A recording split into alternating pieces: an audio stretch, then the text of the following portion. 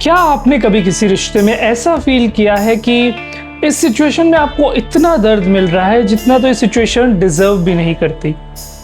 छोटी सी बात पे इतना गहरा दुख, किसी के जाने से एक बहुत लंबा खालीपन, या फिर किसी के साथ होते हुए भी एक बहुत अनजाना डर फील करना कि ये पर्सन आपको छोड़ के चला जाएगा। अगर आपने ये चीजें फील की हैं तो आज की वीडियो आपके लिए ही है, क्योंकि जो दर्द आप अपने साथ कैरी कर रहे हो या जो दर्द आप फील कर रहे हो सकता है कि वो इस जन्म का हो ही नहीं। सो वेलकम टू स्मरणा, जहाँ पे हम लोगों की हेल्प करते हैं उनकी पास्ट लाइफ्स के थ्रू, उनको उनकी सोल जर्नी समझा के।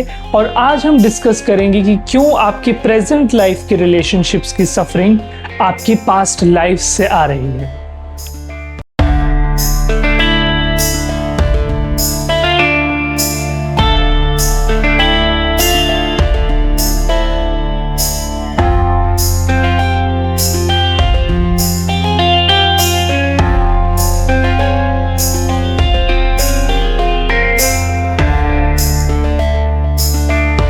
तो चलिए सबसे पहले समझते हैं कि नॉर्मल रिलेशनशिप प्रॉब्लम्स और कार्मिक या फिर स्पिरिचुअली इन्फ्लुएंस रिलेशनशिप प्रॉब्लम्स में डिफरेंस कैसे समझा जाता है। नॉर्मल प्रॉब्लम्स का एक लॉजिकल रीजन होता है, कम्युनिकेशन गैप है, पर्सनैलिटीज मैच नहीं कर रहे हैं, या फिर दोनों लोगों की वैल्यूज बहुत अलग हैं। इन चीज़ों को समझा जा सकता है और इनको सॉल्व भी किया जा सकता है। हाँ, ये बात अलग है कि इन चीज़ों के पीछे भी कुछ पास्ट लाइफ पैटर्न्स या सोल कॉन्ट्रैक्ट्स होते हैं, लेकिन अगर ये चीज़ें आपके लिए मैनेज करना इजी है तो इनको नॉर्मल रिलेशनशिप प्रॉब्लम्स ही कंसिडर किया जाएगा। लेकिन कुछ सिचुएशंस होती हैं जो कि इलॉजिकल होती हैं। Number 1, intensity. आपका नॉर्मल सा ब्रेकअप हुआ, लेकिन दर्द ऐसा था कि किसी ने आपके शरीर से आपकी रूह को अलग कर दिया। Number 2, instant recognition. आप किसी से पहली बार मिले और पहली बार में ही आपको फील हुआ कि मैं इस पर्सन को जानता हूँ। बहुत ज़्यादा एक्सट्रीमली कंफर्टेबल फील करना या फिर एक्सट्रीमली किसी पर्सन को रेजिस्ट करना इस कैटेगरी में आता है। तीसरा, रिपीटिंग पैटर्न। अब यहाँ पे लोग अलग अलग हो सकते हैं, रिलेशनशिप्स अलग अलग हो सकते हैं, लेकिन थीम एक ही चल रही है, चाहे वो अबैंडनमेंट की हो, बिट्रेयल की हो, या फिर सेल्फ सेक्रीफाइस की। Number 4, unexplained triggers. अपनी रिलेशनशिप में आपकी पार्टनर की कोई हैबिट या कोई इंसिडेंट जो सर्कमस्टेंशियली हो गया, उससे बहुत इंटेंस इमोशंस ट्रिगर हो जाना जिससे आप इमोशनली फ्लड हो जाओ, ये भी एक साइन है। ये 4 चीजें वो साइंस हैं कि आपके रिलेशनशिप प्रॉब्लम प्रेजेंट लाइफ में नहीं बल्कि पास्ट लाइफ से रूटेड है। तो अब हम इस कॉन्सेप्ट को समझते हैं। स्पिरिचुअल पर्सपेक्टिव के हिसाब से ना तो हम लोग सिर्फ एक लाइफ जीते हैं और ना ही हम उसको अकेले जीते हैं। हमारी सोल बार बार डिफरेंट बॉडीज में रीइंकार्नेट होती है और कुछ स्पेसिफिक सोल्स से हम लोग अलग अलग लाइफ्स में बार बार in different bodies and different roles मिलते रहते हैं। तो जो आपकी आज की मदर है, हो सकता है कि किसी पास्ट लाइफ में वो आपकी बेस्ट फ्रेंड रही हो। जो आपके आज के पार्टनर है, हो सकता है उन्होंने किसी लाइफ में आपके फादर होने का रोल निभाया हो। हम सोल्स रिपीटेडली डिफरेंट लाइफ्स में डिफरेंट रोल्स में मिलते रहते हैं।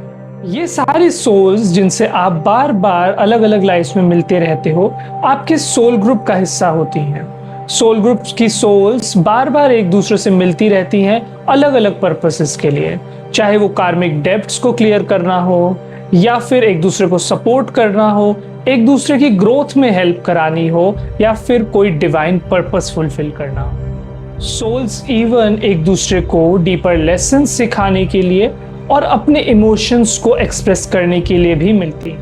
अगर किसी जन्म में कोई चीज़ इनकम्प्लीट रह जाए, जैसे कि कोई प्रॉमिस पूरा ना हो, कोई हीलिंग पूरी ना रह पाए, या फिर कोई सोल अपनी रिस्पॉन्सिबिलिटी दूसरी सोल की प्रति पूरी ना करे, तो ये चीज़ एक अनफिनिश्ड बिजनेस, एक स्पिरिचुअल इम्प्रिंट या फिर कार्मिक डेट सोल के ऊपर क्रिएट कर देती है। ये अनफिनिश्ड बिजनेस अगली लाइफ में ऑटोमेटिकली ट्रिगर हो जाता है जब यही सोल्स वापस मिलते हैं। बस अब ये होता है कि इनको वाई नहीं याद होता कि क्यों ऐसा फील हो रहा है, लेकिन वो इमोशंस इंटरनली सरफेस कर जाते हैं। इसीलिए बिना रीजंस के भी कुछ रिलेशनशिप्स में हम बहुत ज़्यादा पोजेसिव हो जाते हैं, कुछ रिलेशनशिप्स में बहुत ज़्यादा सेल्फ सेक्रीफाइसिंग हो जाते हैं, कुछ रिलेशंस में डिस्टेंस बना लेते हैं क्योंकि इंटीमेसी बहुत ज़्यादा अनसेफ लगती है। स्मरणा के थ्रू हमने अभी तक thousands of Akashic records and past life regression किए हैं और आज इसी में से 2 इंपॉर्टेंट केसेस मैं आपको बताऊंगा जो कि आपको हेल्प करेंगे समझने में कि कैसे प्रेजेंट लाइफ के रिलेशनशिप इश्यूज पास्ट लाइफ से कनेक्टेड होते हैं। तो हमारे पास एक क्लाइंट आए, एक फीमेल जो कि 28 इयर्स ओल्ड थी।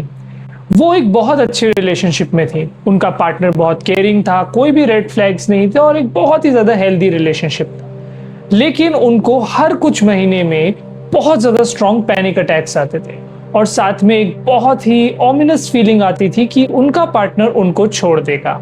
उन्होंने हमें खुद भी कहा कि इस चीज़ का कोई प्रॉपर रीज़न नहीं है क्योंकि उनका पार्टनर कमिटेड था उनके साथ और कोई रीज़न नहीं था कि वो उनको छोड़ दे, लेकिन फिर भी उनको अपनी बॉडी एंड माइंड में ये स्ट्रॉन्ग फियर फील होता था। तो हमारी इस क्लाइंट ने पास्ट लाइफ रिग्रेशन का सेशन लिया और उसमें उन्होंने अपनी एक पास्ट लाइफ देखी जहां पर वो अपने करंट पार्टनर के साथ थी मैरिज के रिलेशन में और एक वॉर या कॉन्फ्लिक्ट की वजह से उनके हस्बैंड को, पास्ट लाइफ के हस्बैंड को फोर्सफुली उनको छोड़ के जाना पड़ा और फिर उनकी डेथ हो गई। एक दिन उनके हस्बैंड उनके साथ थे और सेकंड डे नहीं।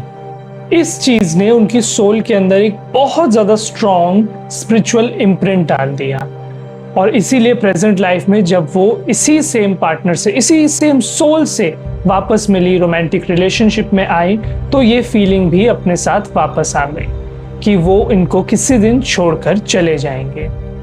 लेकिन पास्ट लाइफ रिग्रेशन सेशन की हीलिंग के बाद और उनकी खुद की अवेयरनेस और आफ्टर स्टेप्स जो हम देते हैं उनके बेसिस पे कुछ ही मंथ्स में उन्होंने अपने आप को हील कर लिया क्योंकि वो समझ गए कि ये चीज़ प्रेजेंट में रूटेड नहीं है बल्कि उनकी पास्ट लाइफ्स का एक मेमोरी है जो उनको आज भी इफेक्ट कर रही है। एक और केस, ये केस इंटरेस्टिंग भी है लेकिन कॉम्प्लिकेटेड भी।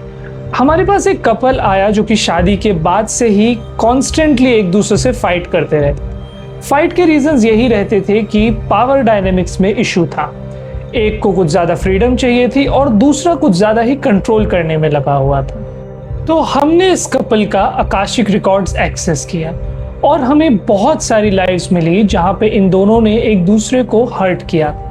एक लाइफ में वाइफ ने हस्बैंड पे चीट किया, सेकंड लाइफ में हस्बैंड ने अपनी वाइफ को बहुत ज़्यादा डोमिनेट एंड मेंटली अब्यूज किया और कुछ लाइफ्स ऐसी थी जहाँ पे ये दोनों ही म्यूचुअली बहुत गलत थे एक दूसरे के साथ। ये दोनों ही सोल्स एक दूसरे के प्रति स्ट्रॉन्ग हॉस्टिलिटी कैरी कर रही थी प्रेजेंट लाइफ में। दोनों को जब पता चला कि उनकी जो फाइट्स हैं वो सिंपल पर्सनैलिटी क्लैशेस नहीं है बल्कि एक बहुत लंबा पुराना पैटर्न है जो वो दोनों कैरी कर रहे हैं, तो उन दोनों के ही अंदर एक अवेयरनेस आई और उन लोगों की फाइट्स में, उन दोनों की लाइफ में कंपैशन आया।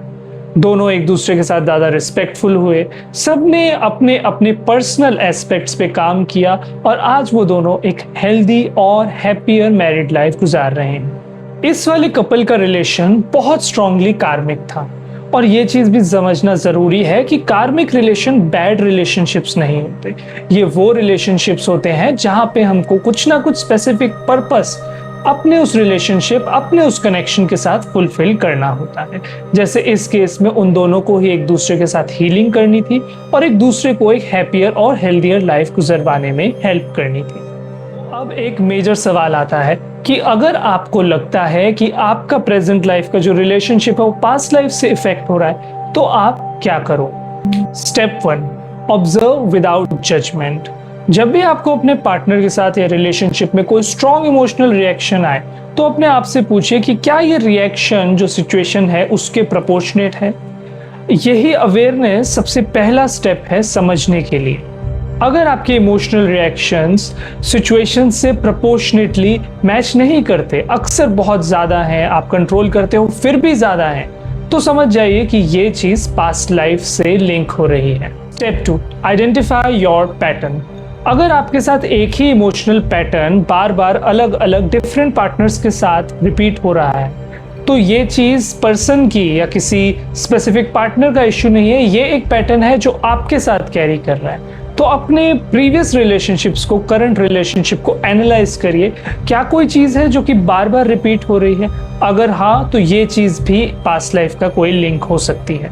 Step 3, go to the root source. अब यहाँ पे akashic records, past life regression या अदर स्पिरिचुअल सर्विसेज काम में आती हैं। जब आप आइडेंटिफाई कर लो, आपको फीलिंग आ जाए, तो आप उस चीज़ के रूट सोर्स पे जाइए। समझिए कि ये पैटर्न किस लाइफ से अराइज हुआ, क्यों अराइज हुआ और आज क्या पर्पस है आपका इस रिलेशनशिप में। कभी कभी सिर्फ जान लेना ही कि इस चीज़ का ओरिजिन, इस चीज़ का रूट कॉज यहाँ से आ रहा है, वही आपकी हीलिंग कर देता है। Step 4, conscious release. एक बार जान लेने के बाद कि आपका रूट सोर्स कहाँ से आ रहा है, फिर आपके हाथ में एक चॉइस आती है कि आप इस पैटर्न को रिपीट करना चाहते हो या इसे ब्रेक करके अपने रिलेशनशिप को नेक्स्ट लेवल पे या एक बेटर लेवल पे इवॉल्व करना चाहते हो। इस चीज़ के लिए आकाशिक रिकॉर्ड्स या फिर पास्ट लाइफ रिग्रेशन के थ्रू कराई गई आपकी जो हीलिंग होती है वो भी आपको सपोर्ट करती है, लेकिन खुद के एफर्ट्स, सेल्फ मेडिटेट करना, सेल्फ अवेयरनेस, वो चीज़ भी बहुत बड़ा रोल प्ले करती है। ये चीज भी याद रखिए, पास्ट लाइफ कनेक्शन होने का मतलब ये नहीं है कि कनेक्शन डेस्टाइन्ड है। कभी कभी पर्पस सिर्फ सिंपली ये होता है कि दोनों सोल्स मिलती हैं, अपनी हीलिंग करती हैं और फिर ग्रेसफुली या तो अलग हो जाती हैं या फिर साथ में आगे बढ़ जाती हैं। रिश्ते हमें सबसे ज्यादा सिखाते हैं क्योंकि वही हमारा सबसे गहरा मिरर होते हैं। और जब ये समझ में आने लगता है कि जो पेन हम आज फील कर रहे हैं वो बहुत सारी प्रीवियस लाइफ से एक्यूमुलेटेड है, तो उस पेन के प्रति जो जजमेंट होती है वो ड्रॉप होती है और एक्चुअल हीलिंग स्टार्ट होती है। अगर आपको भी लगता है कि आप भी ऐसे ही किसी रिलेशनशिप पैटर्न में जिसका रूट सोर्स पास्ट लाइफ से आ रहा है में अटके हुए हैं, तो हमें कमेंट्स में जरूर बताइए। हम आपकी बेस्ट से बेस्ट हेल्प करने की कोशिश करेंगे। और अगर आप अपनी सोल हिस्ट्री को एक्सप्लोर करना चाहते हैं आकाशिक रिकॉर्ड्स या पास्ट लाइफ रिग्रेशन के थ्रू, तो नीचे गए डिस्क्रिप्शन में जाकर हमारी वेबसाइट को विजिट कीजिए और स्मरणा के चैनल को सब्सक्राइब कीजिए। मिलते हैं चैनल की अगली वीडियो में, और तब तक अपने पैटर्न्स को जज मत कीजिए, उनको समझिए और हीलिंग की तरफ चले जाइए।